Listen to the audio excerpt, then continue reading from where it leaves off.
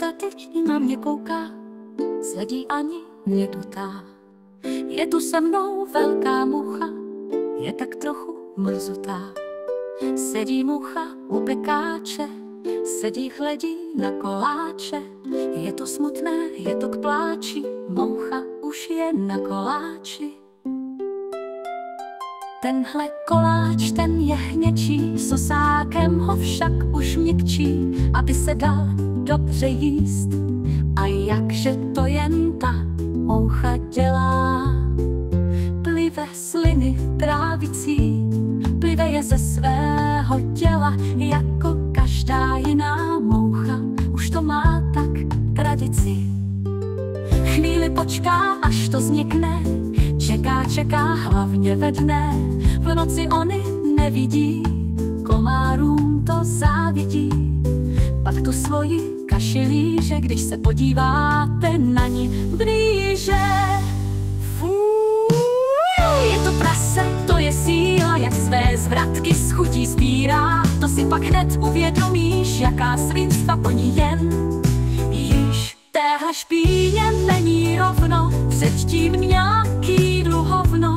Ano, přesně jak slyšíte, než si sedla na můj koláč, omlouvám se předem. Soráč, věřit mi to nemusíš, představit si to však jen zkus. Ještě před chvílí byl pod ní něčí nevonící trus.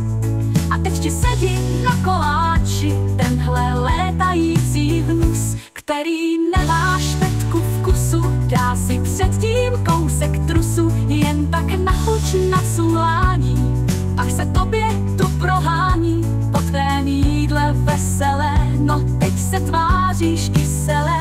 A proč jen leze po tom trusu? Má tam děti, tam v tom hnusu. Kyselina máselná, ta je pro ně výborná. Mají ji ti červy rádi, je to jejich jídelná.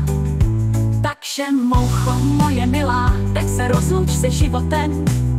Nechci, aby se tu dále byla a na můj koláč mi tu plila ty své sliny trávicí.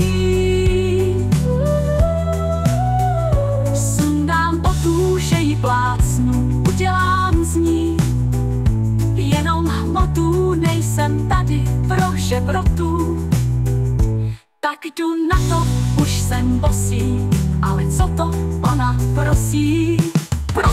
Prosí nožičkami, to mi trochu kazí plány. Jaký teď mám jenom zabít, když mě prosí o své žití? Jedná se tu o přežití, já ty její bakterie nechci mít tu na svém jídle. Jedna moucha na své noze, 5 milionů jich mít může, k tomu nějaké bakterie.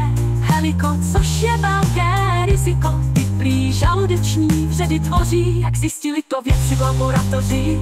Takže moje moucho milá, lituj toho, že tu byla a na koláč mi tu byla. Prásk a pota už tam letí, s koláčem mám už jen placku. Dostala žádnou facku, tak to celé i s tou mouchou hážu teď vše do smetí.